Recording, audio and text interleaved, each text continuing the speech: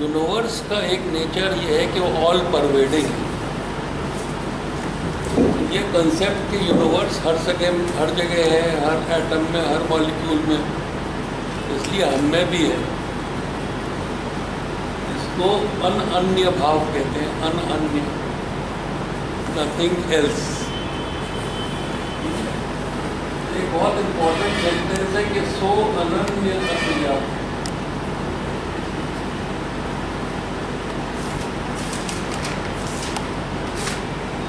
मत में करे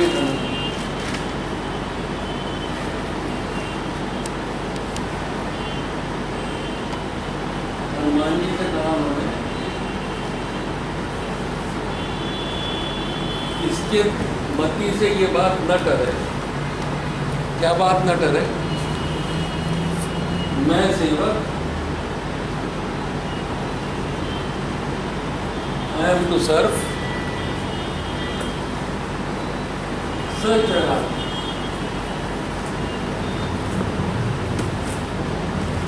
रूप स्वामी।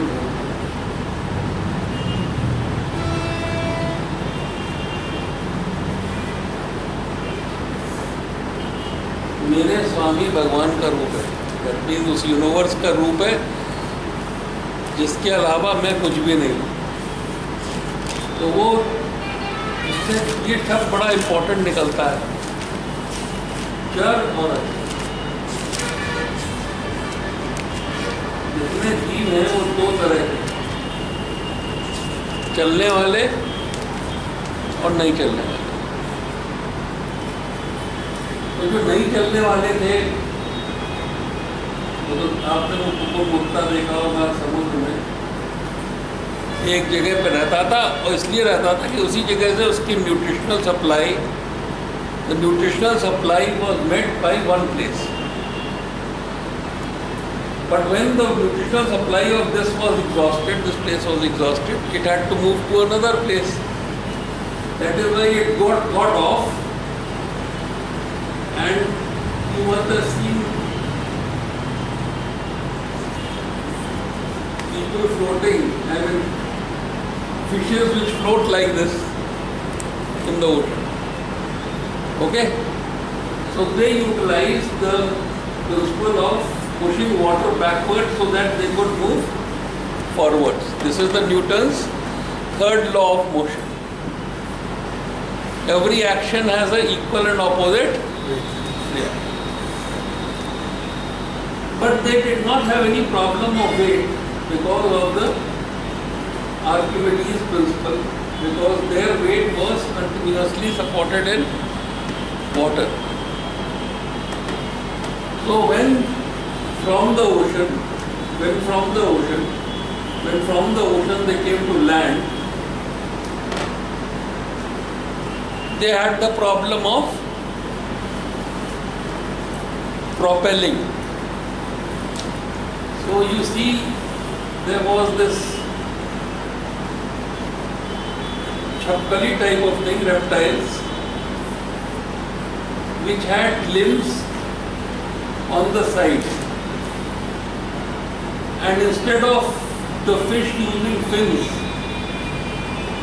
the fish was using fins to propel, to push water backward.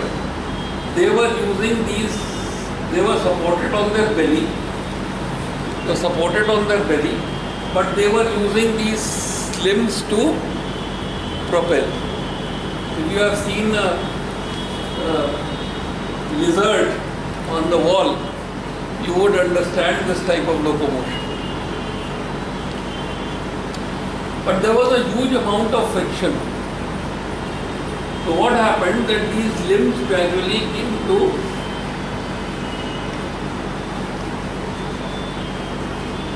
forwards.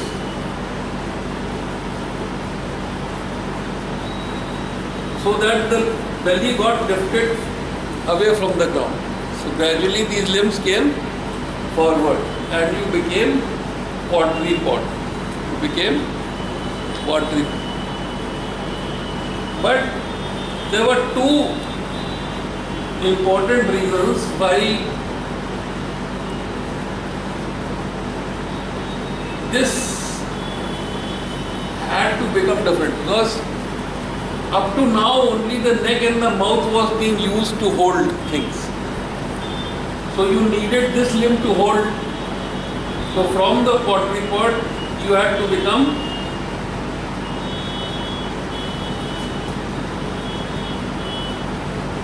biped, so that you could use these hands to fight and these limbs to stand on. Therefore, there was a great degree of extension of spine. There was a great degree of extension of spine required to gain this bipedal posture. This is a bipedal posture. That's why you find that you have very limited extension in your body, and most of it is flexion. So now, once you have this bipedal posture, and if you want to move forward, for a time being you will have to stand on one limb and move the other forward, and then you stand on that limb and move this forward. Therefore, each of your limb must have essentially two cycles. One is when it is on the ground,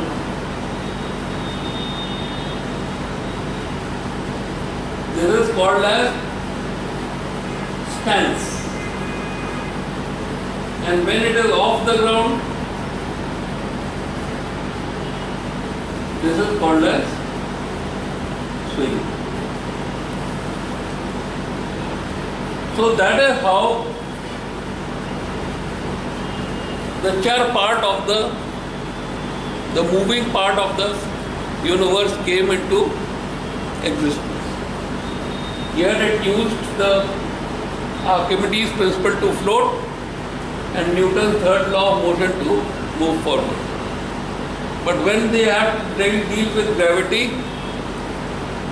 first propelling limbs, then propelling and weight-bearing limbs, and finally weight-bearing hind limbs and functioning upper limbs.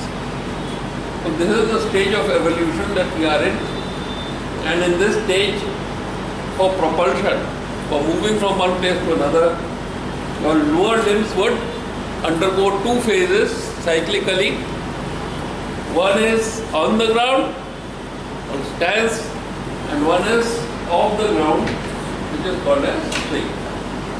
So now let us analyze how is the transition from stance to swing and swing to stance. How does the limb?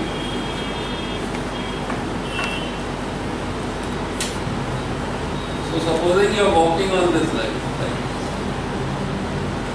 the first thing is that here is the spine, here is the hip. The hip is flexed, the knee is extended, the ankle is dorsiflexed, and from the flexed position the hip is extending. So that what happens, that this would come here and the heel would hit the ground. This is called as heel strike. Then the foot plantar flexus.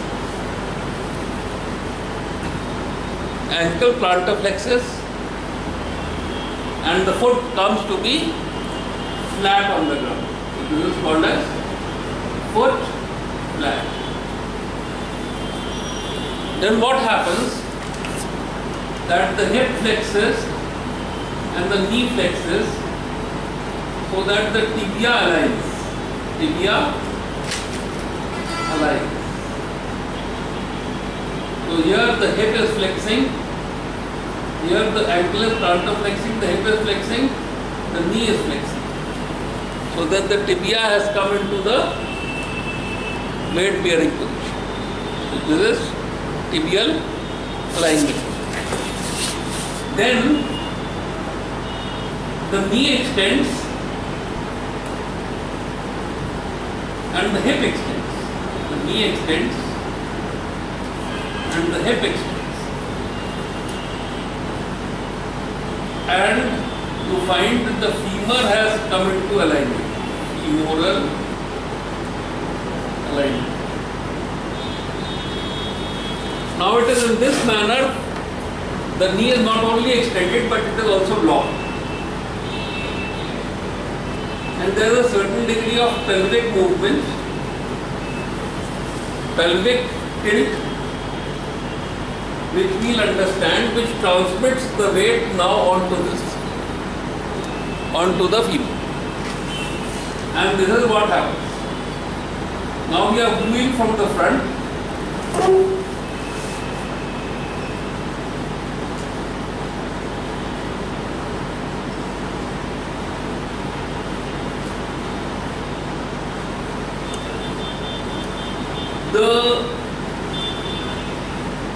There is a muscle which is attached here,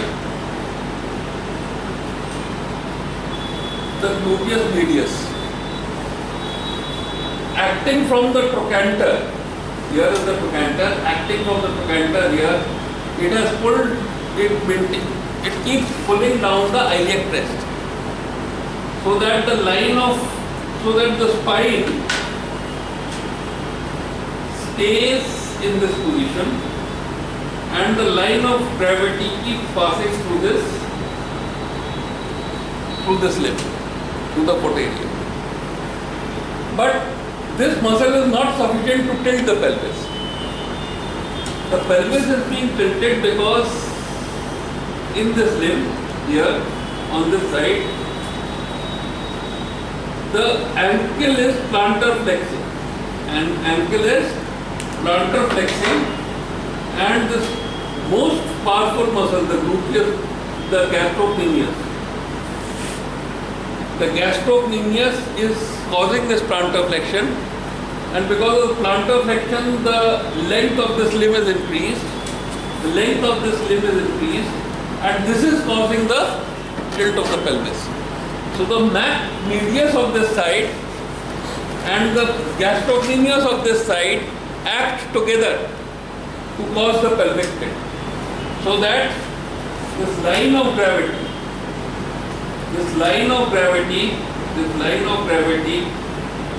keeps falling within the area of the foot, and you are stable.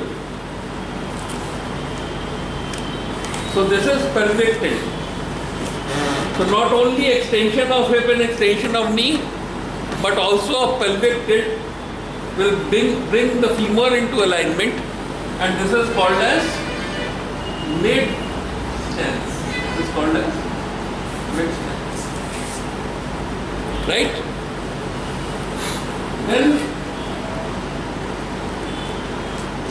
the opposite limb,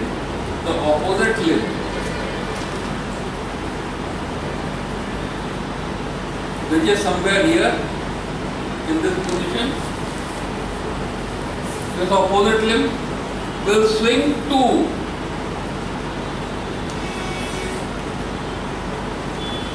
and then will swing through and then will de-accelerate to produce heel strength. Alright.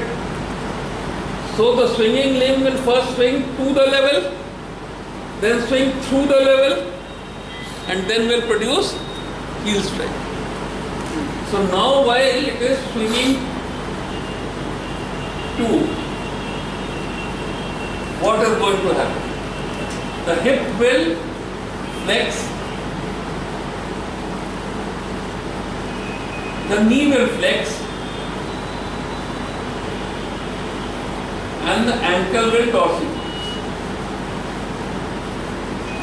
Why will this happen?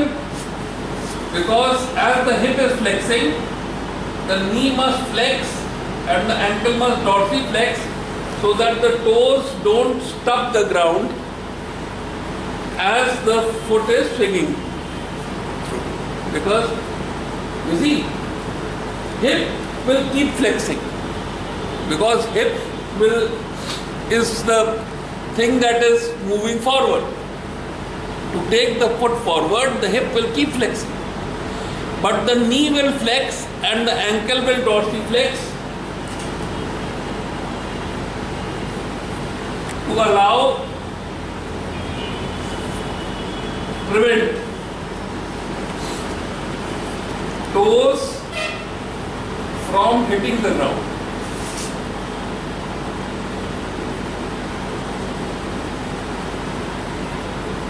So this is called as clearance. This is called as ground clearance. You want, as the foot is swinging forward, you want ground clearance of the toes. Alright? So after the swing 2, the only difference that will happen is that the knee will also start extending. Till swing 2, the hip is flexing, the knee is flexing. In swing through, the knee will extend. Ankle will remain dorsiflex. Right? And then in deceleration, hip will extend and the heel will strike the ground. You have followed this. Then what will happen? That there will be foot flat, there will be tibial alignment, there will be femoral alignment, and then only the weight from this limb will shift to that limb. So what will happen?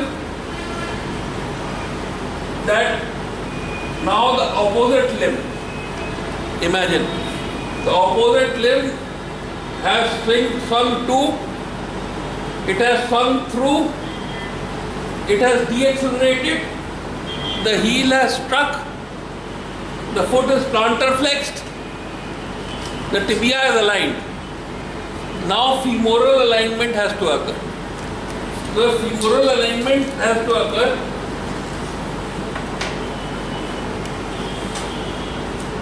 Now femoral alignment has to occur. So this thing has to change. Sorry. I have made this. This was in this position. Alright. This limb was weight bearing. It was in the phase of femoral alignment. Now what will happen? That from the femoral alignment, it will go into a phase of plantar flex. The gastrocnemius will contract, push it into plantar flexion so that the length of this limb is increased and now the pelvis is tilted in the opposite direction and the weight is transmitted to that pelvis. Right? So this will be called as toe break. This will be called as toe break. Now the weight is on the metatarsal. It's called as toe break. Opposite limb mein what is happening? That the femoral alignment has occurred. It is weight bearing. Now this must push off. So what will happen? That this happens, this is already in plantar flexion and therefore the toes plantar flex and this is called as push off. This is called as toe break. Hyper extended metacarpophalangeal joint and this is called as toe. Alright. There is one extra thing that you have to understand which helps the swing fix. Okay? And I will tell you that. You have understood this much? Yes. Huh?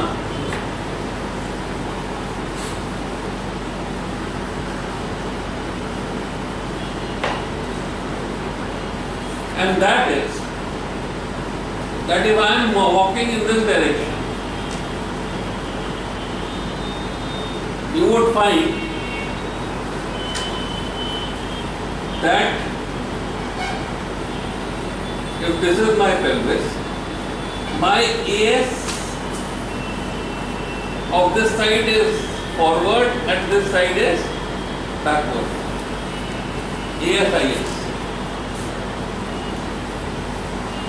Therefore, necessarily, this hip of mine must be in external rotation, and this hip of mine must be in internal rotation. You see, if both these limbs are parallel, if both these feet are parallel like this, then this must be in internal rotation and this must be in external rotation. Now this will move forward. So as this moves forward, as there is swing, toe break, push off, swing to, swing through and deaccelerate. So what happens that in this swing to, on this hip, this pelvis rotates. On this hip, this pelvis rotates in this direction. So what happens that this hip is now forward, more forward in relation to this hip. So from external rotation of this hip, the pelvis is rotating on the head and this hip is now forward. This is called as pelvic rotation. And you see, by pelvic rotation, this hip becomes more forward as compared to this hip. And this increases the length of the stride. You have understood pelvic tilt, you have understood pelvic rotation. Right? Gait from the front and from the sides. From the left, from the right and from the back. So I will walk from the front and you can see. Left heel strike, left foot flat, tibial alignment.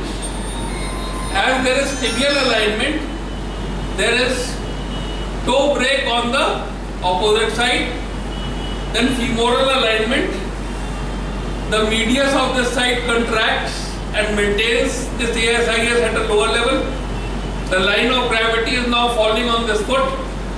There is a push off here by plantar flexion of metacarpal phalangeal joints. Swing to hip and knee flexing, ankle dorsiflexing for toe clearance. Swing through pelvic rotation. This ASIS would go forwards on this hip and the knee will extend, and deacceleration, the hip will extend and the heel will strike the ground. Then foot flat on the right side, tibial alignment, femoral alignment, toe break on the left, push off, swing to, swing through, heel strike, foot flat on the left, as tibia aligns, toe break on the right. So these are the phases of normal gait. This ASIS is behind, this is in front.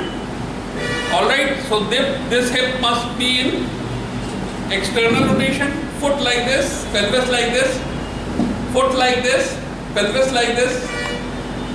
My pelvis is like this, my foot is like this. So this hip is in external rotation. And what will happen that as this foot is off the ground and going forward, this hip will come in internal rotation.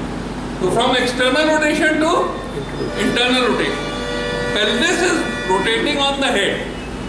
Alright? So examine gait. You examine gait from the front, you examine gait from behind, you examine gait from the right, you examine gait from the left.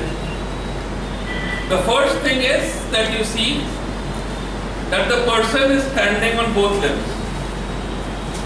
You see the level of shoulders, you see the position of spine, you see the level of gluteal folds, you see the level of anterior spine, you see the symmetry in the position of the hip, the knee and the foot and the ankle. Now when you ask him to walk forward, you see the heel strike, the foot flat, the tibial alignment, the femoral alignment, the pelvic rotation, the swing to, swing through, the de-acceleration, the heel strike, the foot flat, the tibial alignment, the femoral alignment. So you see these phases of gait like this. And what you do, you emulate the person. Ask him to move back. Then you see while he is walking on the left, and you see while he is walking on the right, and you try to emulate the gait of the person. Okay? So, let us see. Supposing there is heel strike, foot flat, tibial alignment, femoral alignment. Now, as soon as this happens, there is pain in the left lower limb. What will I do? I will move the weight from this to the opposite side. So I will tilt the trunk forward and to the right, and I will shorten my swing phase. Okay? So this is to avoid pain. This is called as antalgic gait. Heel strike, foot flat, tibial alignment, femoral alignment. Oh, pain. So tilt the trunk forward and to the opposite side and shorten the swing phase in length, duration and height. This is antalgic gait. Okay? The second problem with the stance phase. Heel strike, foot flat, tibial alignment, femoral alignment, but the gluteus medius of this side not affected, either because of loss of power or the lever arm or the fulcrum. So as soon as there is a push off this side, this pelvis starts dropping on this side. To keep the weight bearing on this side, I will bend my trunk to this direction. So this walk. Ipsilateral, lateral bending of trunk on the affected side in the stance phase is called as Trendelenburg gait. Alright? So this is Trendelenburg gait. Okay? Now supposing you find that the Trendelenburg is on both sides. For example, bilateral congenital dislocation of hip. So I will be walking like this. Okay? This is called as waddling gait. This is called as waddling gait. I have told you 3 important anomalies of stance phase. Now let us talk of the swing phase. Supposing my foot drops. Supposing my foot drops and the toes will not clear the ground. So I will hyperflex the hip and knee. Alright? So normally the toes will be off and the heel will strike. So this is called as the toe heel gait. But here it will become toe gait. And there will be hyperflexion of the hip and the knee, which is also called as high step in gait. High step in gait.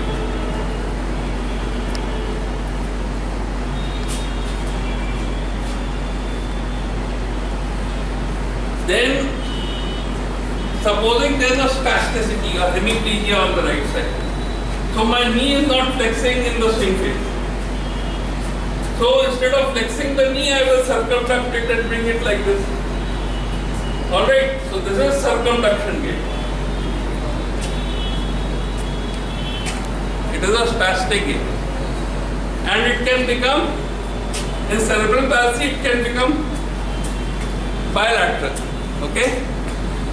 And when the adducting limb You see, when the adduction is also in spasm, this will cross the midline. So this becomes scissors gait.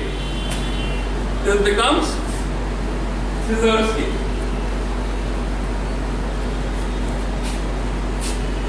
Okay. You told you antalgic, you told you Trendelenburg, right?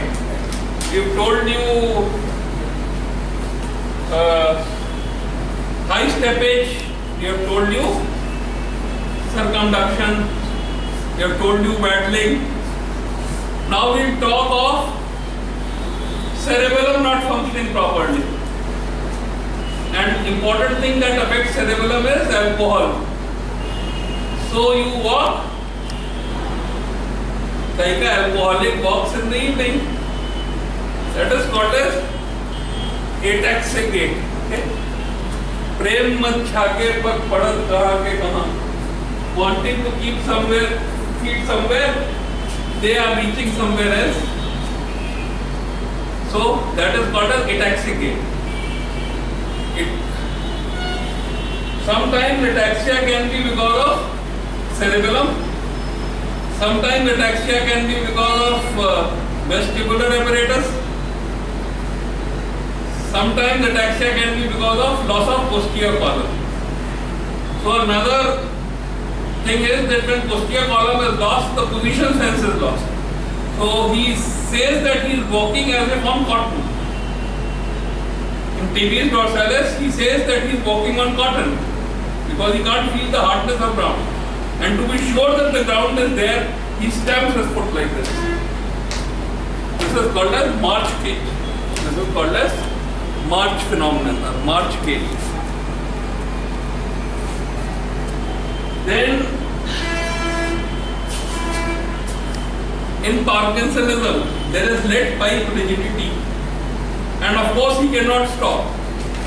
So if you push a Parkinson patient, he walks like an old woman. This is called a short shuffling gait. And he will certainly collide against the wall. He will not stop. Alright? So that is called as the short shuffling gait of Parkinsonism. So these are all the abnormal gaits that you can encounter. But specifically, either in an orthotic device or in a prosthetic device, you can encounter many other abnormalities. Basically, you have to find out which joint is moving less or which joint is moving more and why. To retain balance or to because some muscle is paralyzed or because some muscle is spastic or there is a contraction. So you have to find out hyper or hypo movement because of ankylosis, spasticity or paralysis. Right?